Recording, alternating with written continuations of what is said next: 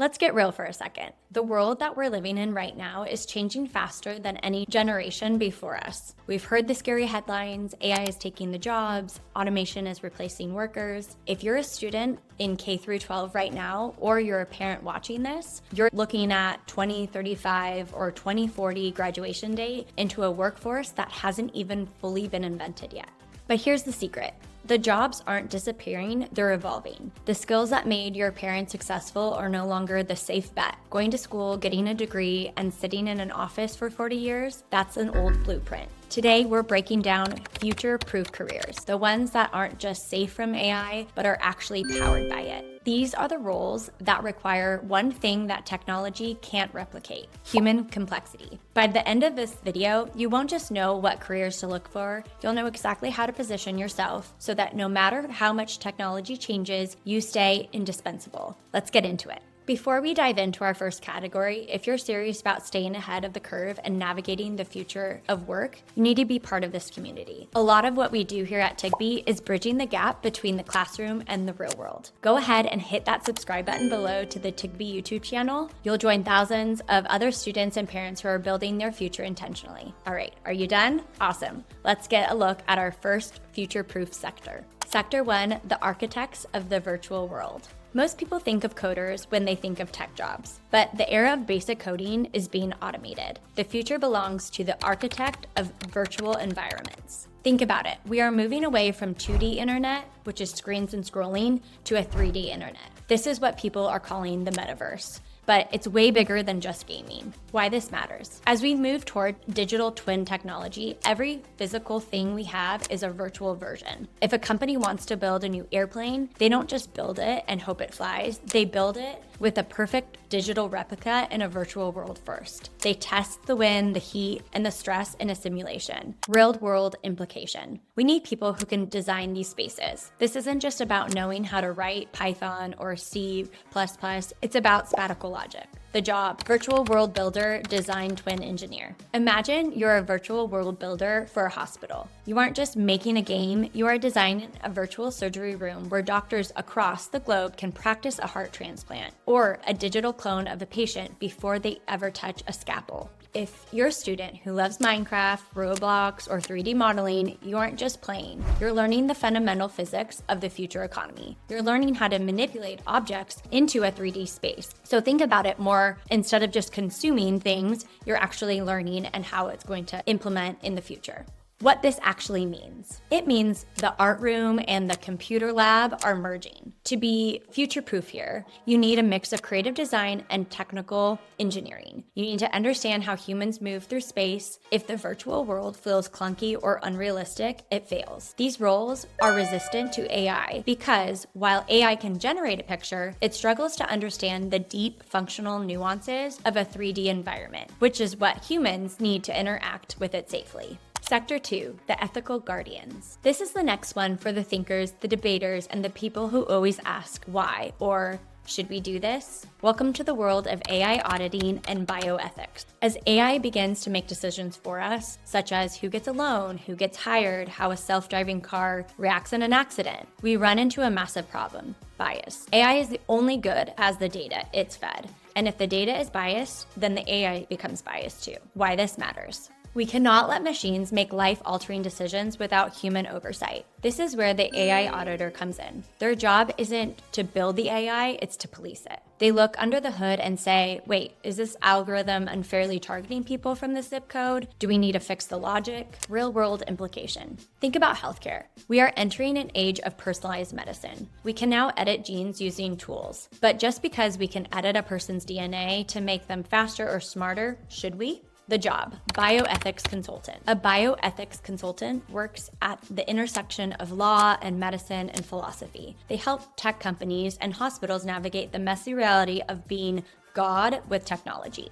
What this actually means. If you are a student who is great at English, philosophy, or social studies, but you also have an interest in science, don't feel like you have to choose one. The future actually needs both. They need translators, people who understand the tech but can speak the language of human values. AI cannot have a conscience. AI cannot feel empathy. It cannot understand the spirit of the law, only the letter of it. That makes these careers incredibly secure. A machine will never be able to be the ultimate moral authority in our society. We're about halfway through and we're moving from the digital world into the physical world next. If it's starting to click and you're starting to see that you don't just have to be a math person to succeed in the future, drop a comment below.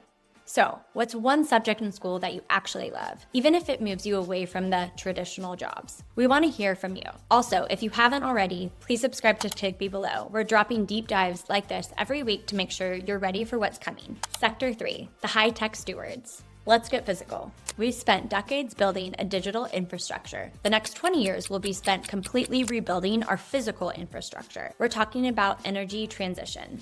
The world is moving away from fossil fuels. That isn't a political statement, it's a massive engineering reality. Every house, every car, and every factory needs to be plugged into a new kind of grid. Why it matters. This creates a massive demand for smart grid engineers and renewable energy technicians. These aren't just blue-collar jobs, they are new-collar jobs. They require high-level technical skills mixed with physical problem solving. Imagine a city where every rooftop is a solar panel and every electric car is a battery that feeds power back to the city when it's needed. Managing the flow of the energy is incredibly complex. It requires drones for inspection, AI for prediction, but humans for the actual deployment and high-level strategy. The job: grid modernization specialist. As a specialist, you might be using augmented reality glasses to look at a transformer on a street corner, seeing a digital overlay of the electricity flowing through it, and diagnosing a problem before it causes a blackout. What this actually means? If you're someone who likes working with your hands but also loves technology, this is your lane. We often tell students they're either going to have to go to a trade school or a university, but in the future, that distinction disappears. A high-tech plumber is going to be using sensors and AI to detect leaks across an entire city's water system. An EV technician is basically a computer scientist who gets their hands dirty. The physical world cannot be automated by a chatbot. Think about it. You can't chat GPT a broken power line or a failing water main. The human element in our physical survival is a forever job. Sector 4, human connectors. This sector is perhaps the most AI-proof of them all. It's the human connection economy. As technology makes life more automated, it makes human interaction more valuable. When we can get the answer from a robot for free, you will pay a premium to talk to a human who actually understands you. We are seeing a global shift prioritizing mental health and personal development, but it's actually going beyond traditional therapy. We're looking at human optimization specialists. Why this matters? Loneliness and burnout are at all-time highs. AI can give you a to-do list or a meditation app, but it can't hold your hand through the grief process or understand the cultural nuances of your family dynamic. Real-world implication: think about life coaching, but backed by neuroscience. The job: neuro performance coach. These are people who work with students, athletes, and executives to help them rewire their brains for focus and emotional intelligence. They use data from wearable tech like smartwatches, but provide the human empathy that is needed to help a person actually change their habits. What this actually means: if you're the mom friend or the person that everyone comes to for advice, that is a career level skill. We call these soft skills in school, but in the future, they are the hardest skills to automate. Empathy is a calculation that AI cannot solve. To be future-proof here, you need to double down on your communication skills. Can you lead a team? Can you resolve a conflict? Can you motivate someone who has given up? If the answer is yes, you have a job for life. Whether it's in healthcare, education, or corporate leadership, the human connector is the glue that keeps the automated world from falling apart. Sector 5. Data storytellers. In the 1990s, the goal was to get data. Today, we have too much data. We are drowning in it. Companies have billions of data points, but they have no idea what they actually mean. AI can find a pattern in a billion numbers. It can tell you that sales goes up when it rains, but it can't tell you why that matters for your company's 10-year mission. It can't tell a story that inspires a board of directors to change their strategy. The data scientist of the past was maybe considered the math nerd in a basement. But the data storyteller of the future is a communicator who uses data as their language. Imagine a city is trying to build a new park. The data shows 3 possible locations. An AI says location A is most efficient, but a data storyteller looks at the data and realizes that location C is in a neighborhood that hasn't seen investment in 50 years. They use the data to tell the story about equity and long-term community health. The job: decision scientist, insight designer. Your job is to take the what from the AI and provide the so what this actually means. If you like math, but you also love art and English, this is the ultimate hybrid career. You are the bridge between the machine's output and the human's decision. To prep us for this, don't just learn statistics, learn how to use tools like Tableau, but also learn the psychology of how people perceive information. Think of it this way. AI creates the noise, but the data storyteller creates the signal. Let's recap.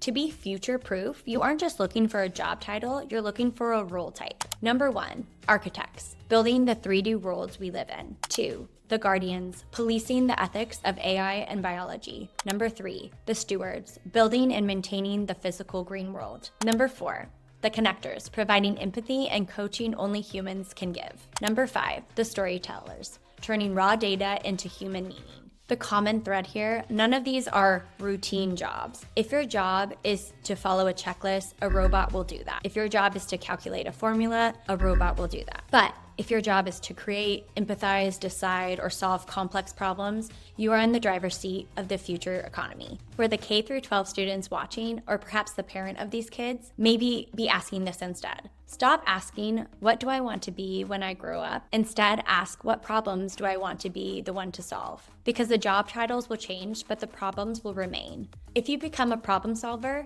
you are never unemployed. You are just in demand. The future isn't something that happens to you, it's something you build. And it starts with staying informed and shifting your mindset from learning a trade to learning how to learn. If this video opened your eyes just a bit more to a career path that you haven't thought of, do me a favor and share this with one friend or classmate who might be stressed about what they're gonna do after graduation, or a parent that's trying to help their kiddo figure out what to do next. Let's take the fear out of the future together and look at it in a more hopeful way. And remember to subscribe to the Tiggbee YouTube channel. We are here to give you the tools, the insight, and the real-world connections you need to win in this new era. Comment below, which of these 5 sectors are you? Are you an architect, a guardian, a steward, a connector, or a storyteller? We'll be down there responding to as many of these as we can. Stay curious, stay adaptable, and most importantly, stay human. We'll see you in the next one.